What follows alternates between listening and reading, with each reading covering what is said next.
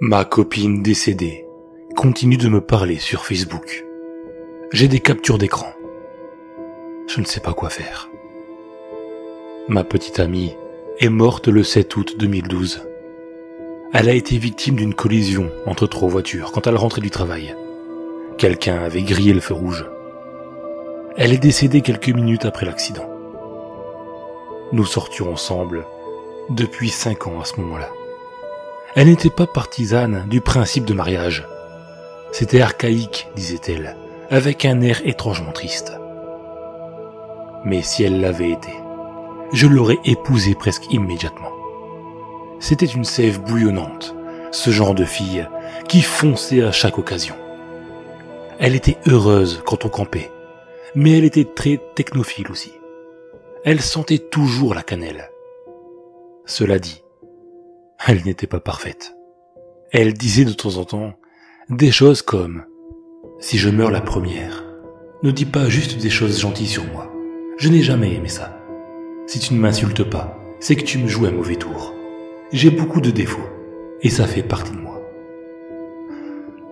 Donc voilà Émilie. La musique qu'elle disait aimer et la musique qu'elle aimait vraiment étaient très différentes. Son idée de l'affection était de simplement te mettre une main sur l'épaule et de te rapprocher d'elle. Elle avait des orteils vraiment longs, comme un chimpanzé. Je sais que ce sont des détails, mais je ne me sens pas de parler d'elle sans que vous ayez une idée de comment elle était.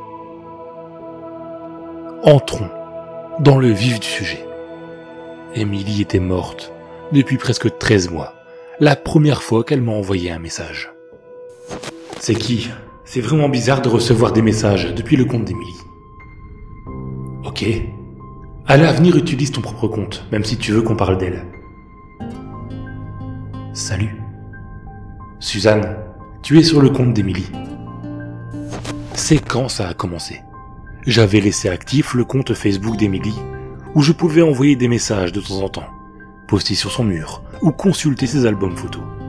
Mais je trouvais ça trop solennel, et plutôt indigne d'elle, pour commémorer sa page. J'avais partagé l'accès avec sa mère Suzanne. Elle possède ses identifiants et son mot de passe, et a dû passer tout au plus 3 minutes sur le site, ou sur un ordinateur.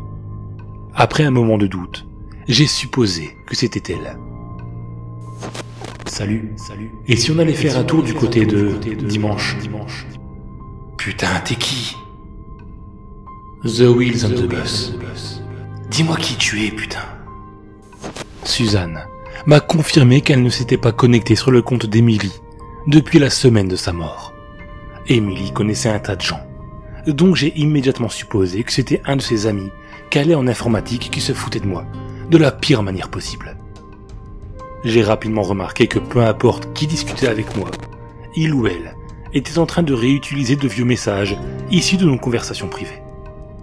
The Wheels on the Bus, c'était quand on était en train de discuter des musiques à écouter pendant un voyage qui n'a jamais eu lieu.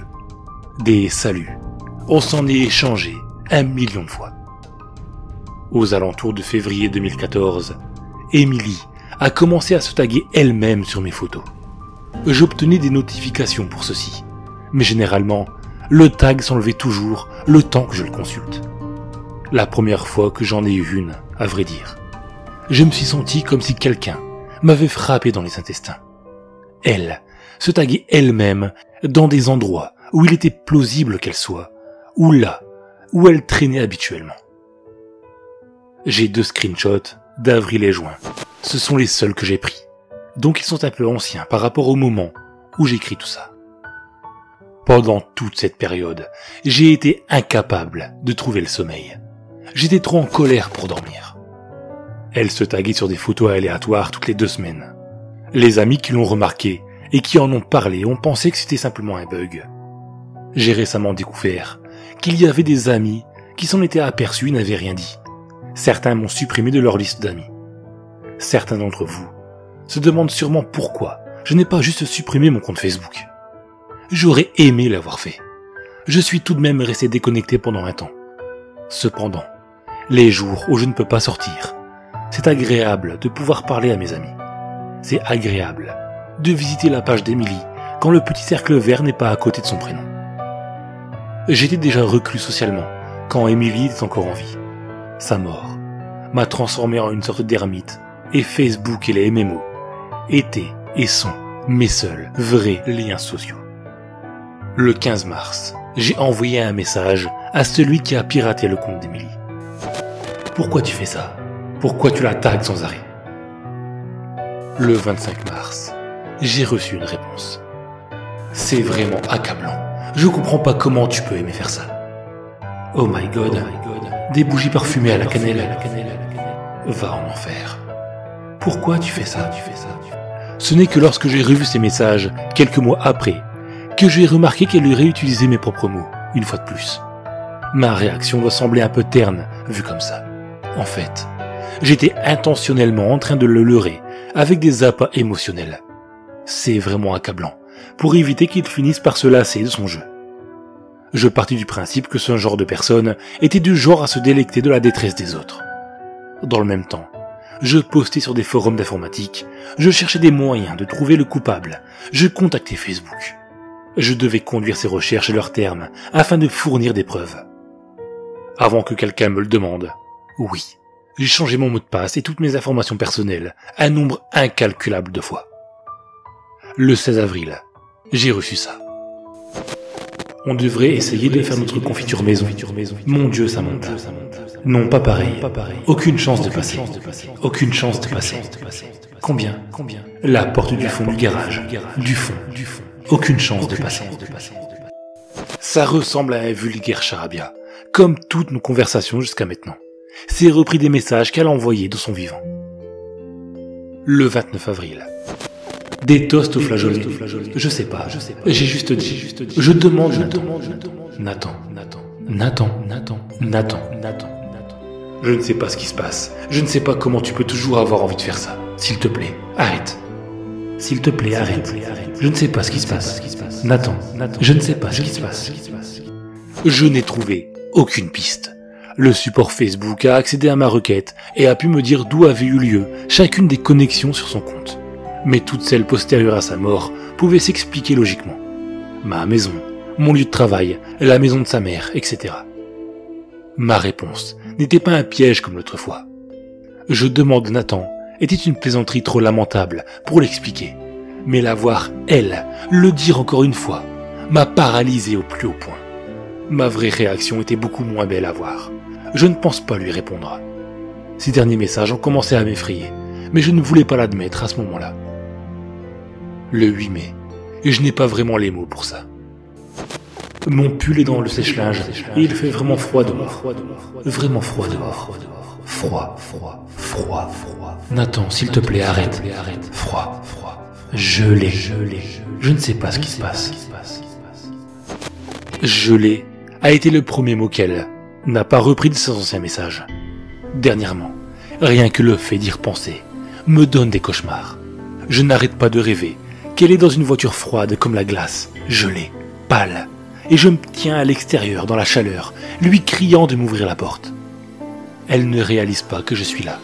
Parfois ses jambes sont dehors avec moi. Le 24 mai. Je suis complètement bourré, tu me manques. Peu importe qui est sur ce compte, je m'en fous. Chaque fois que je rentre du boulot, j'attends de te voir sur l'ordi. Je devrais pas être habitué maintenant. Laisse-moi simplement marcher. Je n'étais pas réellement bourré.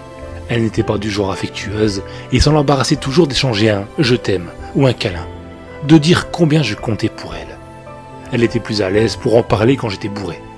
Je faisais mon possible pour avoir l'air d'avoir plus qu'un verre dans le nez, en espérant qu'elle y soit réceptive. Sa réponse m'a incité à mémorialiser sa page, pensant que ça pourrait m'aider à empêcher ce comportement. Elle peut sembler inoffensive comparée à son précédent message. C'est repris de la fois où j'ai essayé de la convaincre de me laisser la ramener de chez un ami. Lors de l'accident, le tableau de bord l'avait écrasé.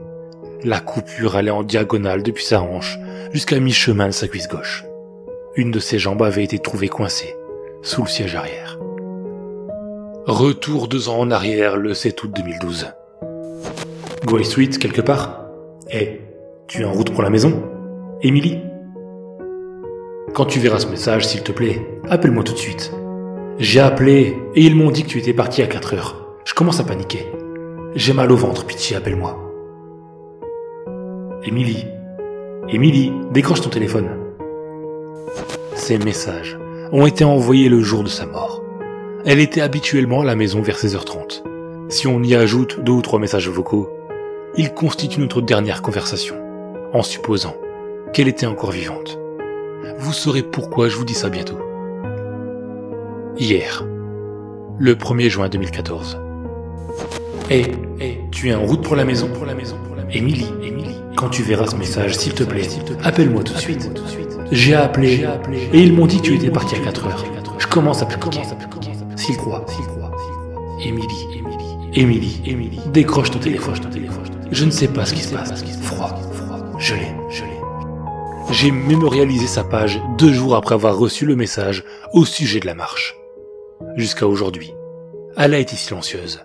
Elle ne s'est pas taguée sur mes photos depuis un moment. Je ne sais pas quoi faire de plus. Dois-je supprimer sa page Facebook? Et si c'était elle? J'ai envie de vomir. Je ne sais pas ce qui se passe. Je viens d'entendre une alerte Facebook. J'ai trop peur de changer de fenêtre. Je suis allé voir. J'ai entendu l'alerte pendant que j'écrivais ce résumé. Cette fois, elle m'a envoyé une photo. Je l'ai. C'est ma porte. C'est mon ordi. J'ai reçu le message il y a 3 heures, mais je n'avais pas osé le consulter jusqu'à maintenant. Je flippe vraiment maintenant. J'ai aucune idée de qui a pu prendre cette photo.